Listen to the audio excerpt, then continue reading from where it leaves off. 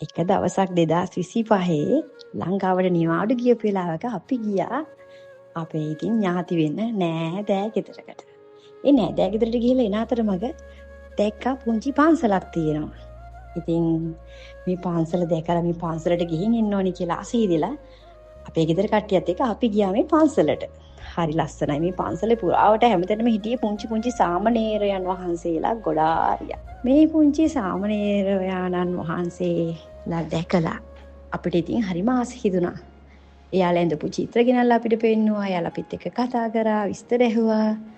ඉතින් මේ පුංචි සාමණේරයන් වහන්සේලා ඔක්කොම වට කරගෙන කතා කරද්දී මගේ බෑග් එකේ තිබිච්ච ටොෆි චොකලට් ටිකක් මං එයාලට දුන්නා.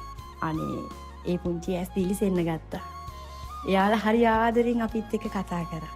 ඊට පස්සේ එයාලට පොරොන්දුවක් නොදුන්නත් මම මගේ හිතින් හිතාගත්තා ලබන අවුරුද්දෙත් මම මේ පන්සලට කොහොම හරි එනවා ලංකාවට හොලිඩේ එකට ආවහම මේ පුංචි සාමණේරයන්න් වහන්සේලා බලලා එයාලට ටොෆි චොකලට් ටිකක් දීලා යන්න කියලා.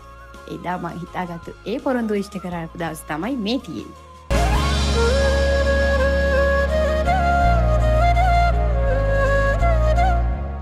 එක පුංචි සාමණේරයන් වහන්සේ නමක් මගේ ළඟට ඇවිල්ලා ඇහුවා ඔයා මාව දැකලා නේද ආවේ? මට නේද මේවා ගෙනාවේ කියලා. ඊට පස්සේ මම කිව්වා මම ඔයාලට තමයි ගෙනාවේ කියලා. හරිම දුකයි හිතට ඒ වගේම හරිම අමුතු හැඟීමක් මට දැනුණා. ඉතින් මම එයාලගෙන් ඇහුවා ආයේ මං එනකොට ඔයාලට මොනවද ගේන්න ඕනේ කියලා.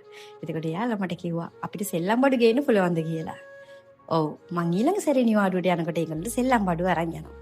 මං එයාලගෙන් ඇහුවා එයාලා ආස මොන සෙල්ලම් බඩු වලට කියලා. එතකොට මේ කුංජි සාමණේරයන් වහන්සේලා කිව්වා අපි ආසයි කාර් වලට අපිට කාර් ගෙනත් දෙන්න කියලා. මං ඉතින් බලාපොරොත්තු වෙනවා දෙයියනේ කියලා මගේ ඊළඟ හොලිඩේ එක වෙලාවට යනකොට මෙයාලට සෙල්ලම් බඩු ගොඩාක් අරගෙන යන්න. පුංචි කාර්, ඒ වගේම පාට පැන්සල්, චිත්‍රපට, ඒ වගේ දේවල් ටිකක්. මං බලාපොරොත්තු වෙනවා මට මගේ මේ අදහස මේ පුංචි හිත් සතුටු කරන්න වාසනාව ශක්තිය දහිරිය ලැබෙන්නේ මේ පන්සලේ වැඩ නමන ලොකු හාමුදුරුවෝත් ඇවිල්ලා අපිත් එක්ක කතා බහ කරා. ඉතින් මේ ලොකු හාමුදුරුවෝ අපෙන් ඇහුවා අපි කොහෙද කියලා. අපි කිව්වා අපි ඉතින් ලංකාවේ තමයි. හැබැයි වැඩ කරන්නේ නම් මැලේසියාවේ කියලා. රස්සාවල් කරන්නේ එහෙ කියලා. නිවාඩුවකට තමයි ඇවිල්ලා ඉන්නේ කොහොම ලොකු හාමුදුරුවන්ටත් හරිම සතුටුයි. ලොකු හාමුදුරුවන් අපිට පින්නන් මෝදන් කරලා පිරිත් නූල් බැඳ අපි හැමෝටම.